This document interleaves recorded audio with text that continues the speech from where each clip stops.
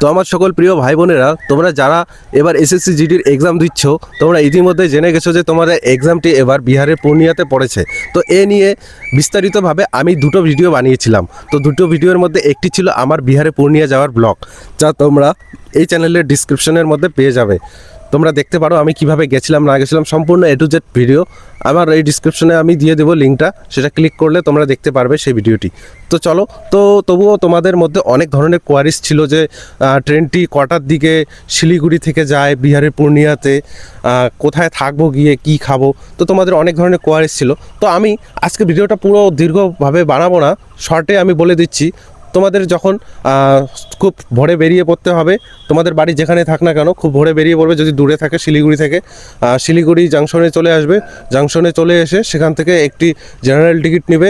General ticket কেটে তোমরা বিহারে পূর্ণিয়া যাওয়ার উদ্দেশ্যে রওনা দেবে। আর ট্রেনটি হলো তোমাদের 12টা 45-এ, তাই অনেক তাড়াতাড়ি চলে এসো, সময় নষ্ট করো না, খুব তাড়াতাড়ি চলে আসবে, নাহলে ট্রেন কিন্তু মিস হয়ে যাবে।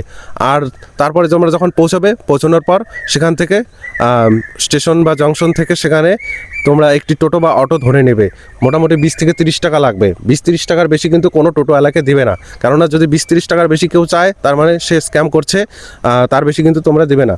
সেখান থেকে যখন তোমরা সেই জংশন থেকে টোটোওয়ালাকে বলবে আমাকে আদর্শ পরীক্ষা কেন্দ্রে নিয়ে যেতে, তো আদর্শ পরীক্ষা কেন্দ্রে যখন তোমাদের টোটোওয়ালা নিয়ে যাবে, তারপর সেখান থেকে পায়ে হেঁটে 2 মিনিটের পথ আনন্দ হোটেল। আনন্দ হোটেলে যখন পৌঁছে যাবে, আনন্দ হোটেল কেন বলছি, কেননা বাকি আদার্স যে হোটেলগুলো আছে সেগুলো 1 নম্বরে স্ক্যামার। আনন্দ হোটেলের থেকে ভালো কোনো হোটেলই নেই। আমি যখন গেছিলাম বাকি হোটেলগুলোতেও এক্সপ্লোর করেছিলাম, তারা অনেক অতিরিক্ত বেশি টাকা চেয়েছিল, এতটা বেশি টাকা চেয়েছিল, প্লাস তাদের ব্যবহার কিন্তু অত্যন্ত খারাপ।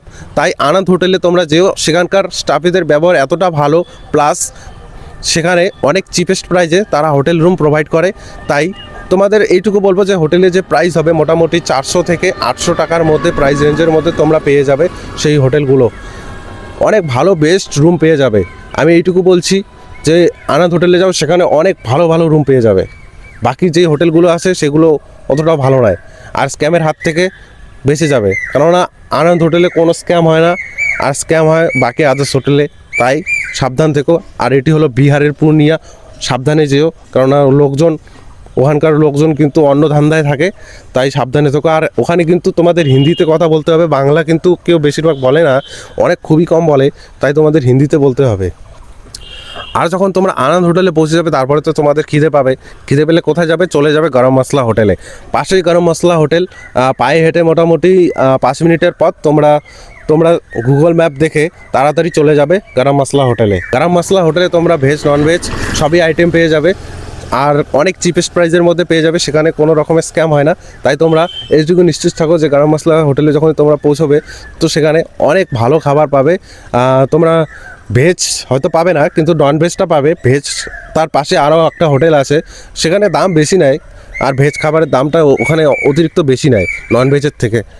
তাই নন ভেজই প্রেফার করতে পারো। আর যারা ভেজ খাও তারা তো ভেজের জন্য যেতেই হবে, কোনো উপায় নেই। তারপরে দেখো, তোমরা যখন এক্সাম দিলে, এক্সাম দিয়ে যখন এক্সাম শেষ করলে, তার পরের দিন তোমাদের কখন ট্রেন, তার পরের দিন তোমাদের ভোর 5টার দিকে ট্রেনটি। তাই তো তোমাদের তাড়াতাড়ি ঘুম থেকে উঠতে হবে, কেননা ভোর 5টার দিকে ট্রেনটি আসবে। আর তারপরে তোমরা যখন ট্রেনটির কাছে পৌঁছে যাবে, ফটাফট টিকিট কেটে নেবে। টিকিট কেটে নিয়ে ট্রেনটিতে উঠে শিলিগুড়ি জাংশনের উদ্দেশ্যে রওনা দিয়ে দেবে।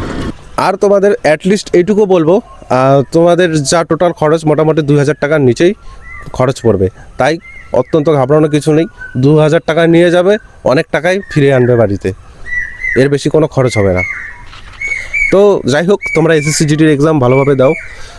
আর যদি এই ভিডিও থেকে তোমাদের কিছু হেল্পফুল হয়ে থাকে, তাহলে অবশ্যই চ্যানেলটিকে সাবস্ক্রাইব করে দিও, আর পাশে থাকা বেল আইকনটি প্রেস করে দিও, যাতে আমি নতুন নতুন আপডেট তোমাদের কাছে পৌঁছে দেবো। তাই অবশ্যই বেল আইকনটা প্রেস করে রেখো, আর ভিডিওতে অবশ্যই একটি লাইক দিয়ে রেখো। ধন্যবাদ। ভালোভাবে এক্সাম দাও। টাটা, বাই বাই, জয় হিন্দ, জয় ভারত।